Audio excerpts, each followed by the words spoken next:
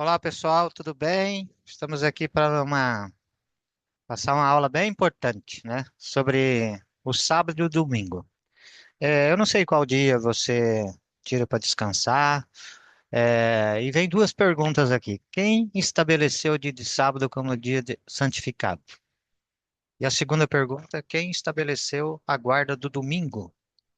Talvez você guarde o sábado ou domingo, mas talvez você não saiba quem estabeleceu, como foi estabelecido e quando foi estabelecido, tá? Isso é muito importante, tá? Então, vamos ver aqui essa situação. Veja bem aqui, na palavra de Deus, na Bíblia, Gênesis 2, em 1 a 3, aparece como foi instituído o sábado.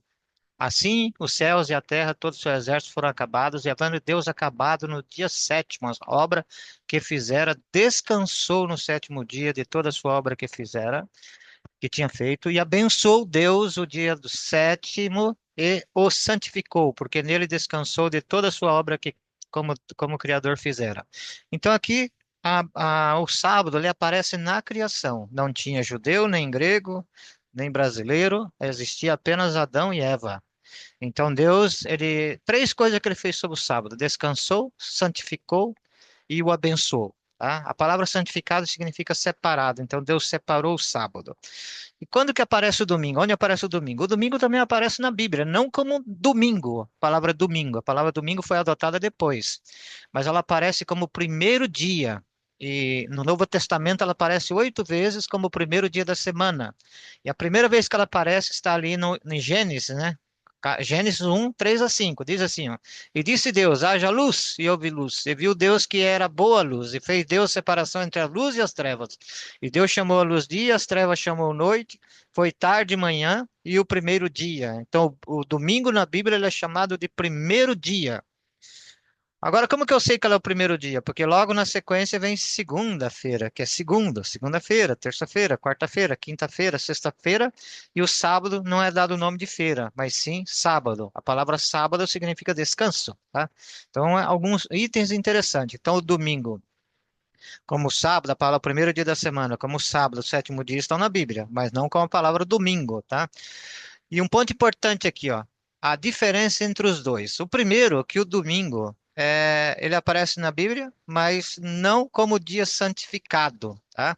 Olha aqui, mas como o nome primeiro dia da semana. O sábado ele aparece também na Bíblia, mas como dia que Deus descansou, abençoou e santificou. Instituiu ele como dia de guarda, de repouso, para que todo mundo saiba que Deus é o Criador e que nós somos suas criaturas. Tá? Então nós temos um Criador, nós somos criaturas. Tá? O primeiro dia da semana, que hoje é chamado de domingo, aparece 8 vezes no Novo Testamento. Sábado, como versículo, aparece 40 vezes no Antigo Testamento e 55 vezes no Novo. Existe mais a palavra sábado no Novo Testamento do que no Antigo Testamento. E interessante que esses são os textos que citam o sábado. Agora, existe várias outras referências que aparecem também de forma intuitiva o sábado sem ser citado o nome, tá? Então, o sábado aparece mais no Novo do que no Velho. Agora, existe uma profecia que Deus disse que haveria uma mudança nos 10 mandamentos, tá? Vamos, será que isso aconteceu realmente? Olha, tudo que Deus vai fazer nessa terra, ele avisa antes. E avisa por meio de quem? Através dos seus profetas, tá? Então, Deus é que chama os profetas, é Deus que escolhe, e através do Espírito Santo, Deus usa ele para transmitir a sua mensagem a cada um de nós. E lá em Amós 3, verso 7, diz assim, ó: certamente o Senhor Deus não fará coisa alguma, sem primeiro revelar o seu segredo aos seus servos, os profetas. E a palavra dos profetas foram registradas na Bíblia e nós devemos obedecer. Mas Deus também anuncia o que o inimigo da verdade iria fazer. Então Deus anuncia o que o inimigo estaria fazendo também. E vamos ver essa sequência aqui, ó. No livro de Daniel 8, verso 12, diz assim, ó: a profecia aponta que haverá um ataque às verdades e à lei de Deus. E a 8:12 diz assim: o exército lhe foi entregue como sacrifício diário por causa da transgressão, e lançou a verdade por terra, e o que fez prosperou. Ou seja, a verdade foi lançada por terra, e quem a lançou prosperou. Prosperou por quê? Porque a maioria das pessoas em todos os tempos está aceitando a verdade lançada por terra. Em vez da verdade, aceita a mentira no lugar da verdade. A Bíblia sustenta e ensina 5 verdades. Jeremias 10:10 diz que Deus é verdade. João 14, verso 6 diz que Jesus é a verdade. Ele próprio diz isso, eu sou o caminho, a verdade e a vida, tá? Aqui, ó, mas o Senhor Deus é a verdade. É, João 16:13 aparece ali que o Espírito Santo é verdade, mas quando vier aquele, o Espírito da verdade, ele vos guiará em toda a verdade. João 17:17 apresenta a Bíblia como a verdade. Santifica-os na verdade, a tua palavra é a verdade. Salmo 119, verso 142, diz que os 10 mandamentos são a pura verdade, tá? A tua justiça é justiça eterna e a tua lei é a própria verdade, tá? Interessante isso aqui, né? Que Deus mostrando para nós, tá? Outro ponto importante aqui, ó. Paulo, ele escreve a Timóteo esse verso de Timóteo 3, 14 a 15. Ó, escrevo essas coisas esperando em ver em breve, para que, se eu tardar, fique sabendo de como deve se proceder na casa de Deus, a igreja do Deus vivo. E a igreja do Deus vivo diz que ela é coluna e baluarte da verdade. O que que é uma coluna, um baluarte? São os que sustentam um edifício, uma casa, um prédio, né? Então, a Igreja do Deus Vivo hoje, ela sustenta as verdades bíblicas exaltadas e validadas por Deus dentro da Bíblia. E é interessante que o dragão, ele está lutando, guerreando contra um grupo. E quem é esse grupo que o dragão está lutando? Olha o que diz aqui, Apocalipse 12:17. O dragão irou-se contra a mulher. Mulher em profecia significa igreja. Por isso que Jesus fala que é o noivo e a igreja é a sua esposa, tá? Irou-se o dragão contra a mulher e foi fazer guerra com o remanescente da sua descendência. Olha aqui, os que guardam os mandamentos de Deus e têm o testemunho de Jesus. Então, o dragão está irado com aqueles que guardam os mandamentos de Deus e têm o testemunho de Jesus. Apocalipse 19:10 diz que o testemunho de Jesus é o espírito de profecia, ou seja, é uma igreja que guarda os mandamentos e prega as profecias finais, as profecias do que está acontecendo hoje no mundo e da breve volta de Jesus, tá? Essa igreja, ela é firmada na palavra e focada na missão, tá? Esse é o foco dessa igreja, tá? Firmada na palavra. A regra de vida dessa igreja é a Bíblia e focada na missão da pregação do evangelho eterno. Apocalipse 14, verso 6. E ela está atenta aos sinais, os últimos sinais que está acontecendo nesse mundo. E em Mateus 24, do verso 3 ao 12, fala de sinais negativos, né, que são guerras, fogo, enchente, furacões, fome, terremotos, né, e tantas outras coisas que estão acontecendo no mundo. Mas ela termina com o sinal positivo. O que que é o sinal positivo? Mateus 24:14 diz assim, ó: E este evangelho do reino será pregado em todo o mundo e em testemunho de todas as nações, então virá o fim. Então, apesar de todas aquelas tragédias, elas são importantes para nós porque elas anunciam que está próximo o fim. E o próprio Jesus disse lá em Lucas 21, e quando você vê esses sinais acontecendo, erguei a vossa cabeça porque a vossa redenção se aproxima. Então, os sinais apontam que estamos próximo do fim, mas o último sinal a ser cumprido antes da volta de Jesus é a pregação do evangelho em todo o mundo. E essa igreja está pregando o evangelho eterno, como está na Bíblia, como está em Apocalipse 14, em todo o mundo. As 3 mensagens angélicas, tá? E lembre-se, não é o dragão, não é a besta, não é o falso profeta que determina o fim. O que determina o fim é a pregação do evangelho em todo mundo, que está sendo feita pela igreja verdadeira. Deus tem pessoas em todas as igrejas, mas Deus tem uma igreja na face da terra. Isso é importante. A Bíblia, quando Deus cita a sua igreja, ele cita no singular.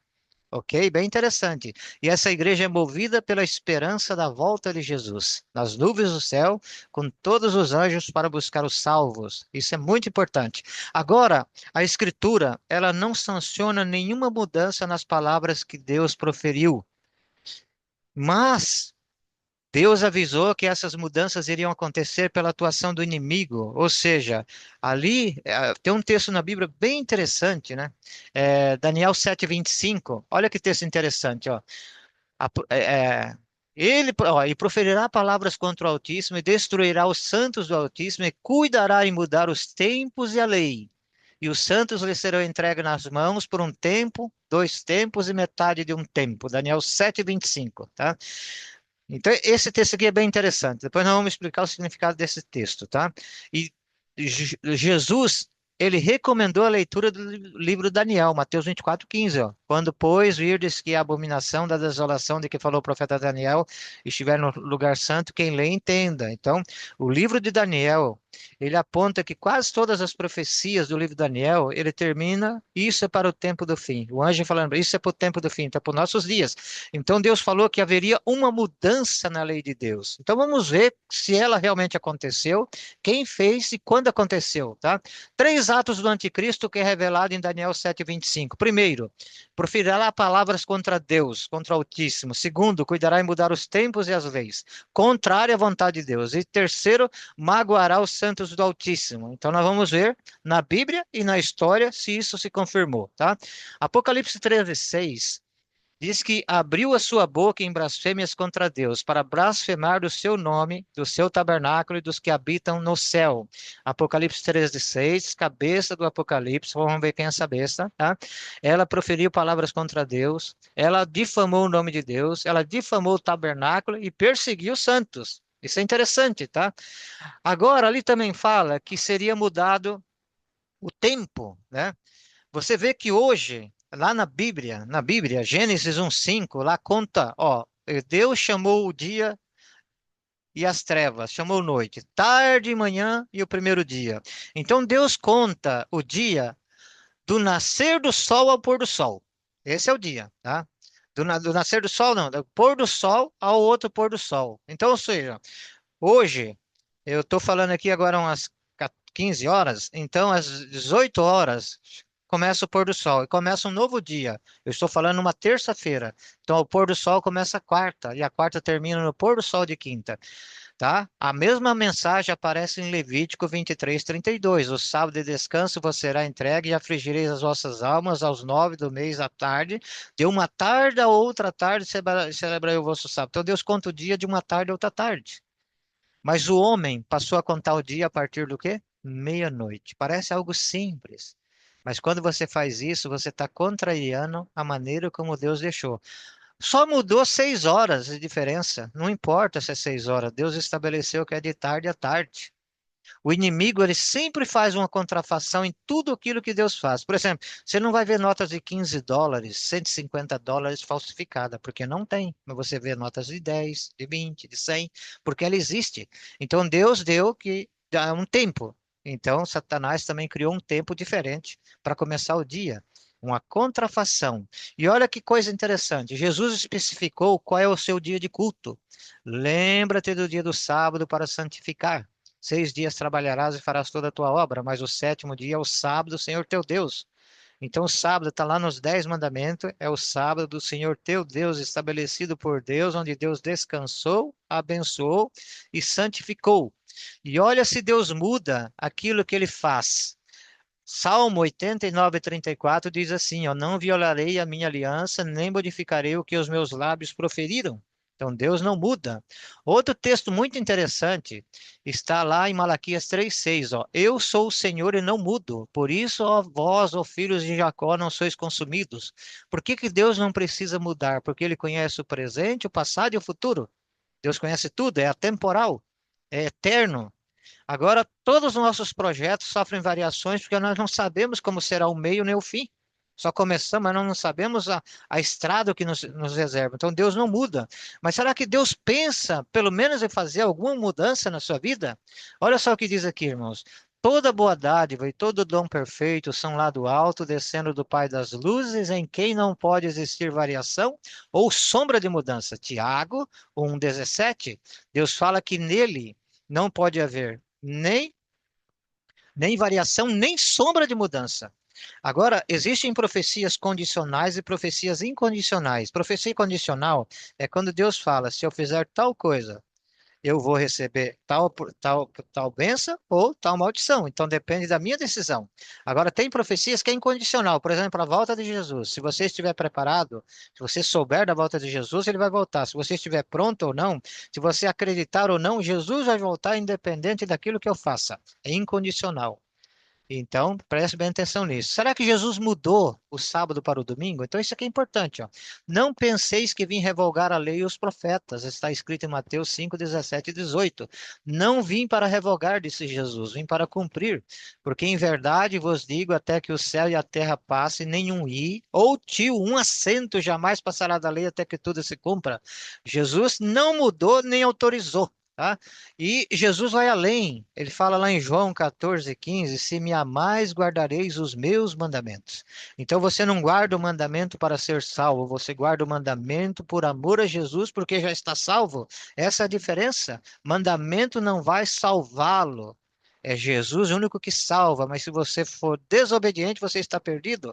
A desobediência que causou o pecado de Adão e Eva, tá? E outro ponto importante, irmãos, que nós não podemos fazer alterações, a Bíblia ela termina com dois versículos interessantes, né?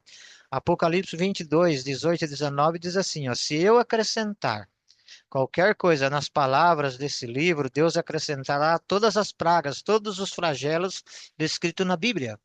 E o próximo verso 19, diz assim: se eu tirar qualquer parte das Escrituras, Deus me tirará a parte da árvore da vida que está no céu, ou seja, eu perco a salvação. Eu não posso nem acrescentar, nem tirar nada daquilo que Deus disse, tá? E olha qual era o hábito de Jesus e o costume de Jesus aos sábados. Veja bem, Lucas 4,16 diz assim, ó, indo para Nazaré, onde fora criado, entrou num sábado na sinagoga, segundo o seu costume. Então, Jesus, sinagoga era a igreja, Jesus no sábado tinha o costume, o hábito de ir para a igreja, e levantou-se para ler. Lucas 4,16. E essas ruínas aqui, ó, é a ruína da sinagoga de Cafarnaum que Jesus pregou nessa igreja aí. Hoje tem as ruínas. Até a morte, ó, os apóstolos que se seguiram a prova de Jesus continuaram guardando o sábado. As mulheres que acompanharam, quando Jesus foi colocado no túmulo, naquela sexta-feira, quando ele morreu, foi colocado antes do pôr do sol no túmulo. Elas olharam como estava, saíram para preparar aromas e bálsamo, mas no sábado descansaram como mandamento e só voltaram a levar aromas e bálsamo no primeiro dia da semana, bem cedo. Ou seja, nem no caso de morte elas quebraram o sábado. E Paulo, olha o que diz aqui em Atos 18:4. Ele viveu após Jesus, não foi Jesus que mudou o sábado. E todos os sábados discorria na sinagoga, persuadindo tanto gregos como judeus. Tá? Outro detalhe interessante da vida de Paulo é ele repete o mesmo exemplo de Cristo. Ó. Paulo, segundo o seu costume, foi procurá-los e por 3 sábados arrasou com eles acerca das Escrituras. Ou seja, Paulo também respeitava o sábado, guardava o sábado, segundo o seu costume, Atos 17, verso 2, tá? É muito interessante que nem Jesus, nem os apóstolos, nem Deus fez alteração na Bíblia. Agora, se não há um verso na Bíblia que indique a guarda do domingo, como o dia do domingo surgiu? Tá? Interessante, né? Como surgiu o dia do domingo se ele não está relatado mudança na Bíblia? Olha, a história nos mostra essa origem, tá? Eu posso negar a Bíblia. Eu posso rejeitar o que Deus escreveu, o que Deus pediu para mim fazer, mas eu não tenho como negar a história, porque ficou registrado na história. E a história registra que nos passados pagãos adoravam o sol. Pode ver que o próprio povo de Israel, quando eles se apostatavam, começava a adorar Baal, o deus do sol, né? E adorava Baal, os deuses, né? Pagãos, né? Então, era representado pelo sol. Os cristãos eram representados pela cruz. A partir do ano 300, um pouco antes ali, um pouquinho, começou a governar um rei chamado Constantino, né? E Constantino, ele matou cerca de 2.000 cristãos nas arenas ali no Coliseu, tá? Levava o Coliseu, levava aos domingos, né, espetáculo, onde ele soltava as feras, leões, para comer as famílias dos cristãos, né? Ou o cristão era esticado com 4 cavalos, ou era morto, era esfaqueado, era açoitado, era pendurado, era queimado. Então havia 8 formas dele fazer esse espetáculo aos domingos, onde as pessoas iam assistir, né? A morte dos cristãos. Constantino perseguiu a igreja, mas não conseguiu destruir os cristãos. Quanto mais ele matava, os historiadores colocam que quanto mais matava cristão, quando o seu sangue caía na terra era como semente, mais cristão aumentava. O que que Constantino fez? Se eu não posso com ele, eu vou me ajuntar a eles. Então, Constantino, ele promoveu a união dos cristãos com o paganismo. E você viu que ele juntou os dois símbolos? Olha aqui, ó, o sol com a cruz. Então, ele não, ele, e os cristãos ficaram felizes quando parou a perseguição, porque agora Constantino era um cristão, mas na verdade ele era uma ovelha com um lobo com roupa de ovelhas, disfarçado. Agora ele conseguiu destruir o cristão, matando, perseguindo, não conseguiu, mas com introduzindo o paganismo dentro do cristianismo, ele tirou a espiritualidade dos cristãos. E você pode ver que hoje eu pertenci a essa igreja. Aqui você pode ver claramente a união do Sol com a cruz. Tá vendo aqui, ó? Em todas as relíquias lá está ali a cruz e o Sol, tá? A representação da adoração ao Sol, né? E foi a introdução dos costumes do paganismo romano dentro do cristianismo, como ídolos, velas, rezas, festas, né? Terços e tantas outras coisas, né? Assim foi surgindo várias coisas nesse período, tá? E no dia 7 de março do ano de 321, Constantino, ele fez a primeira lei dominical, tá? Lei dominical, onde ele obrigava tanto os pagãos como cristãos a guardar o domingo, tá? O imperador Constantino estabeleceu um decreto dominical civil no dia 7 de março de 321. Essa é a primeira lei da mudança do sábado para o domingo. Agora veja bem, ela foi mudada por quem? Por um pagão que fingiu ser cristão, que matou mais de 2.000 cristãos na arena ali, tá? Comido por leões. Então, ele era um assassino de cristão que fingiu ser cristão, trouxe o paganismo para dentro do cristianismo para destruir os cristãos, tá? E no ano de 364, a Igreja Católica, ela no Concílio da Odisseia, ela adotou o domingo no lugar do sábado, né, como dia ali para eles, tá? Interessante isso aí, ó. E é interessante que os livros registram isso, tá? Olha qual que era a lei de Constantino, que todos os juízes, todos os habitantes da cidade, todos os mercadores, artifícios, descansem. Olha que texto interessante aqui, ó. No venerável dia do sol. No venerável, ou seja, adoravam o sol, tá? Interessante isso aí. E as grandes coleções do mundo, né, como a britânica, ó, tá lá escrito, ó, o mais antigo reconhecimento da observância do domingo como um dever legal é uma constituição de Constantino em 321 depois de Cristo. Ou seja, um pagão, assassino de cristão, trocou o sábado pelo domingo e hoje a maioria dos cristãos segue o domingo pensando que está fazendo algo para Deus e não está. Mas estava seguindo as ordens de um inimigo de Deus, tá? A coleção da americana também, a mesma coleção, tipo a Barça, que era aqui no Brasil, olha. Constantino o Grande baixou uma lei para que todo o império, em 321 depois de Cristo, observasse o domingo como dia de guarda, dia de repouso para cidades, vilas, né? E assim por diante. A coleção, o Chamber, olha aqui, inquestionavelmente a primeira lei, tanto eclesiástica como civil, pela qual a observância do dia do domingo ter sido ordenada é o Edito de Constantino de 321 depois de Cristo. Veja bem, aqui Jesus já tinha passado mais de 300 anos de que Jesus esteve aqui, ok? Mais de 300 anos, cerca de 300 anos, 289 anos após a morte de Jesus. E aí vem a primeira lei dominical. Então não foi Cristo nem os apóstolos que fizeram a alteração. Na coleção portuguesa, né, brasileira, está escrito assim, ó, os cristãos trocaram o sábado pelo domingo. Constantino, em 321, determinou a observância rigorosa do descanso dominical. Tá? Rigorosa. Era proibida até apresentações teatrais nesses dias, tá? Era rigorosa, tá? Tem um vídeo, na verdade um áudio de um locutor da Rádio Gaúcha que vai seguir aqui no rodapé desse vídeo, né? Ali abaixo vai seguir ali, onde você vai ver que ele, no dia, ele está fazendo a locução ali, o programa de rádio dele, no dia 7 de março. E ele começa o programa falando ali dos principais acontecimentos que aconteceram no dia 7 de março na história. Depois você veja esse vídeo, que está num vídeo ali, você vai ver que coisa interessante isso aí, o que ele menciona nesse dia 7 de março, tá? Ok? Então, ó, o que significa, ó, a herança de um dia de culto? Sunday, em inglês, tá? É a palavra domingo. Agora, como que é formada a palavra Sunday? Olha aqui, ó. Sunday, sol, day, dia. Então, domingo significa dia do sol. É a mesma coisa que Baal, o povo adorava Baal, Deus do sol, né? o Deus dos pagãos, né? Isso é interessante, né? Que você está adorando um Deus, um dia que foi instituído pelos pagãos, tá?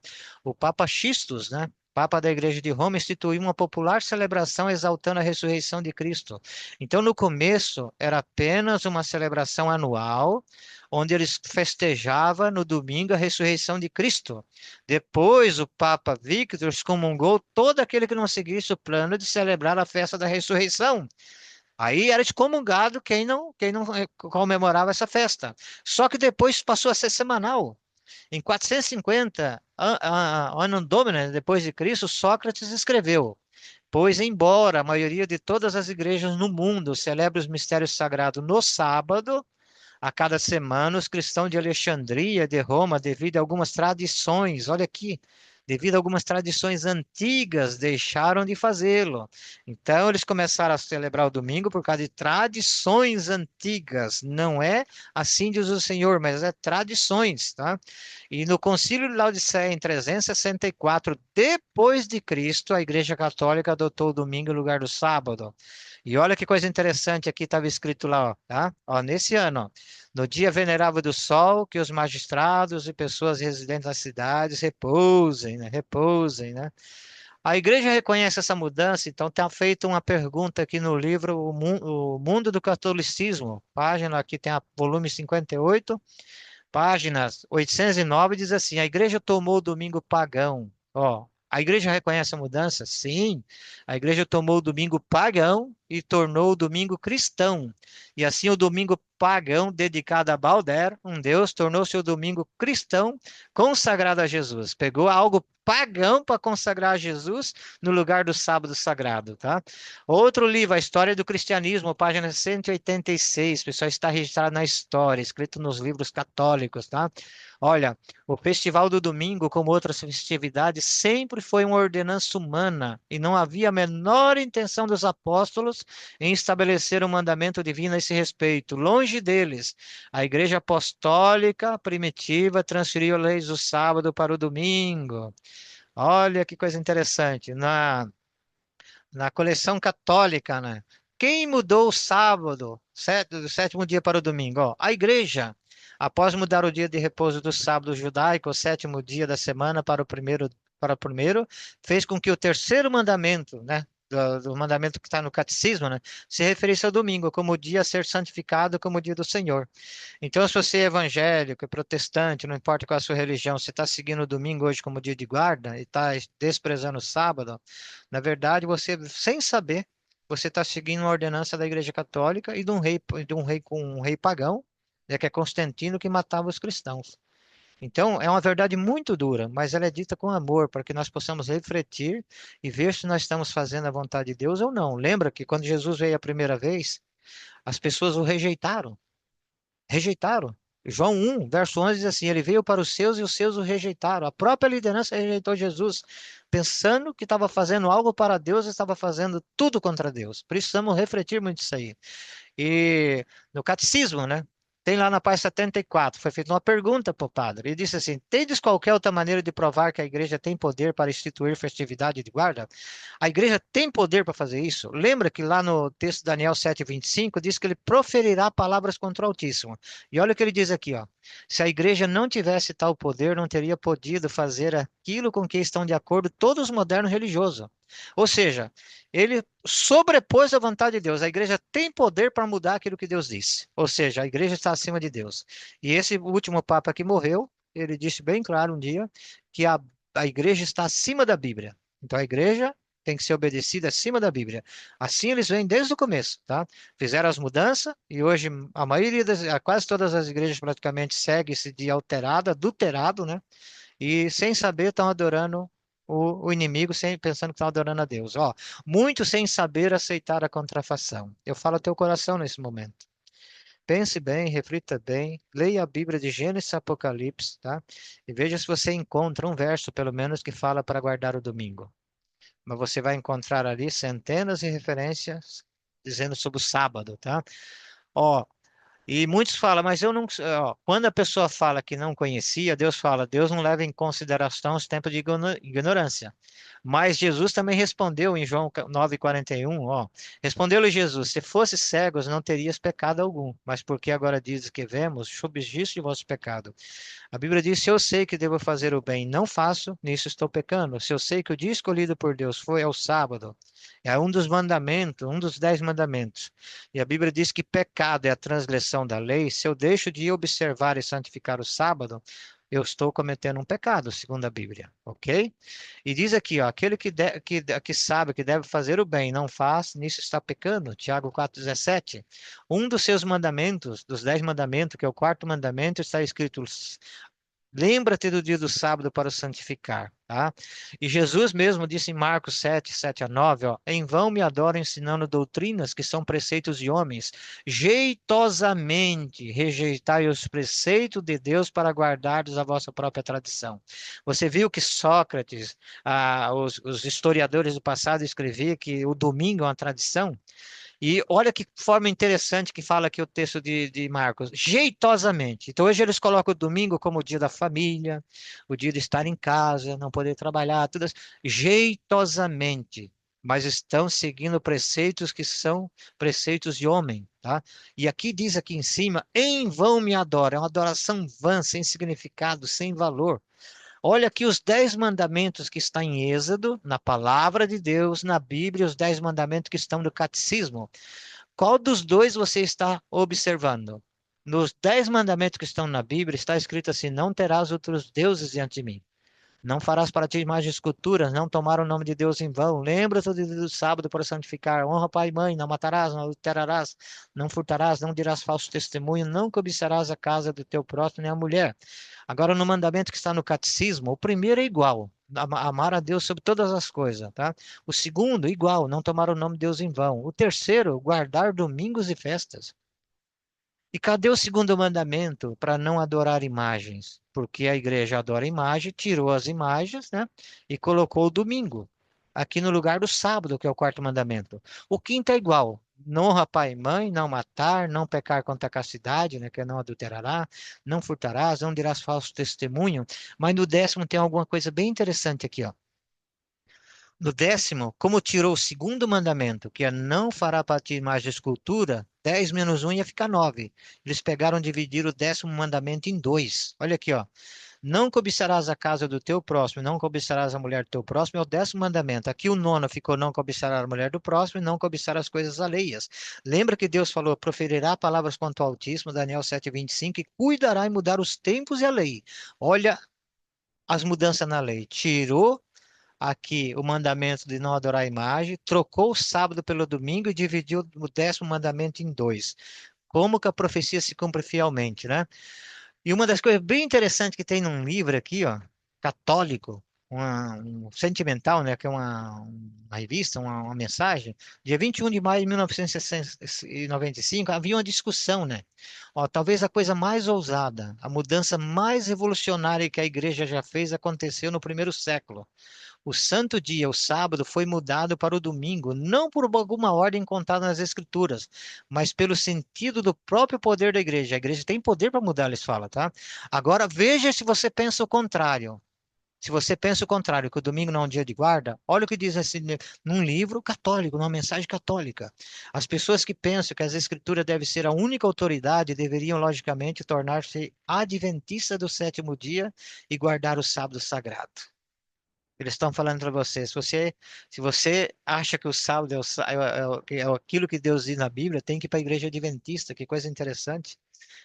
Quando, quando Deus quer, até o inimigo prega a verdade, tá vendo? A observância do domingo está estabelecida apenas na tradição.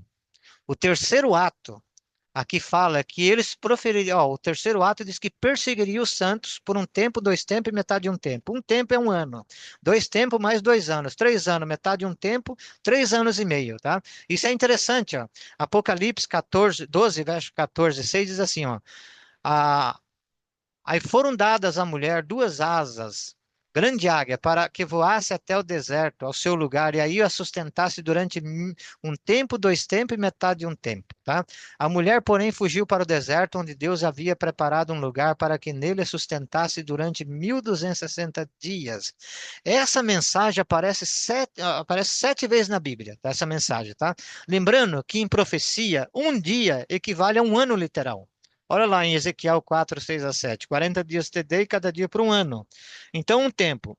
Dois, mais dois tempos são 3 anos. Mais meio tempo, 3 anos e meio. É o mesmo período de 1260 dias. Então, esse período aqui seria, na verdade, em vez de 1260 dias, seria 1260 anos literais, porque um ano em profecia equivale a um dia, equivale a um ano, tá? E olha, essa mensagem aparece 7 vezes. Por que que Deus repete tanto a mensagem? Isso é muito interessante. Aparece em Daniel 7:25, um tempo, dois tempos e metade de um tempo. Apocalipse 11:12 fala 42 meses. É o mesmo tempo de 1260 dias, um tempo, dois tempos, metade de um tempo. Tá? Apocalipse 11:3 aparece 1260 dias. Apocalipse 12:5, 1260 dias. 12:6, 1260. 12:5, 42 dias. E 12:14, um tempo, dois tempos, metade de um tempo. Ou seja, o período em que a igreja iria ser perseguida, tá? E em 538, Justiniano, que governava Roma, tá? Governava Roma, ele fez um decreto obrigando a todos os súditos a se unir à Igreja Católica num prazo de 90 dias ou deixar o império, tendo seus bens confiscados, tá? 538 depois de Cristo, Justiniano decretou isso aí. Deu 90 dias para que todo mundo se tornasse católico ou renunciasse à sua fé, tá? Não, como eles não renunciaram à fé, começou a perseguição, tá? Olha só, e nessa época o Papa, ele tomava lugar dos reis, colocava reis, tirava reis, então eles tinham muita força. E foi nessa época que veio a Inquisição, muito comum e muito conhecida, está nos livros. Agora os fiéis, Deus levou para as montanhas, né? Então a serpente arrojou a sua boca atrás da mulher como água. Água em profecia significa povos, nações, ela usou nações, tá? E a terra, porém, socorreu a mulher. Então a igreja nessa época saiu das cidades e foi para as montanhas, né? Somente os valdenses, né? A água significa povos e nações. Satanás usou, por exemplo, nações, a França, a Espanha, para perseguir os cristãos. No dia de São Bartolomeu, milhares e milhares de pessoas foram mortas, né? A Bíblia foi queimada. E a partir de agora a Bíblia foi proibida. A perseguição contra o povo de Deus foi muito intensa. Muitos foram mortos na fogueira, no Coliseu em Roma. Pessoas eram levadas a julgamento. Se não renunciasse à fé, era exposta às mais cruéis torturas, né? Aqui tem algumas máquinas de tortura que eles usavam na época, cadeira cheia de pinos, né?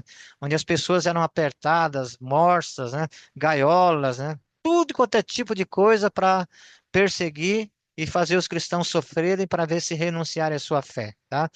Mas a grande maioria não renunciaram à sua fé. Nesse período, ó, de 538, finalizou exatamente em 1798, quando o Papa foi preso por Beltier, general de Napoleão, tá? Ó, cumprindo fielmente 1260 anos de matanças, tá? Ó, lembra a profecia 42 meses, um tempo, dois tempos, metade de um tempo? 1260 dias, que equivale a 1260 anos. 538, quando saiu o decreto, até 1798, quando o Papa foi preso pelo general Napoleão, 150 milhões de cristãos foram mortos. Começou com Constantino matar, começou com os apóstolos sendo mortos. Sempre os cristãos são perseguidos. Mas Apocalipse 13:3 diz que ela foi ferida de morte, mas essa ferida mortal seria curada. Interessante, né? Olha, em 538 começou o edito de Justiniano. 1798 o Papa foi preso. Em 1929, Mussolini soltou o Papa, ou não aquele Papa morreu na cadeia, nesse ano aqui, ó, 1798. Mas agora voltou o poder para os papas, né, para a Igreja Católica, deu o Vaticano, que está lá em Roma, que é um país, tá? Vaticano, o menor país do mundo, tá? E esse poder vai até a segunda vinda de Jesus, tá? O general de Napoleão, Beltier, prendeu o Papa, tá? E se cumpriu o período rigorosamente dos 1260 anos. E olha aqui com quem o dragão está irado. Irou-se o dragão contra a mulher e foi pelejar com o restante da sua descendência, os que guardam os mandamentos de Deus e têm o testemunho de Jesus. Amós 3:7 diz que certamente o Senhor Deus não fará coisa alguma sem revelar os seus segredos aos seus servos profetas. Deus revelou tudo o que ia acontecer. Agora você vai acreditar em quem? Esse é a verdade, né? A igreja remanescente pregaria essas verdades eternas. A igreja adventista cumpre todas as especificações bíblicas. Irá você responder ao chamado de vir a ser membro da igreja adventista, ser fiel, pregador da verdade, aceitar essa esperança? Que Deus o abençoe e Deus o use em nome de Jesus.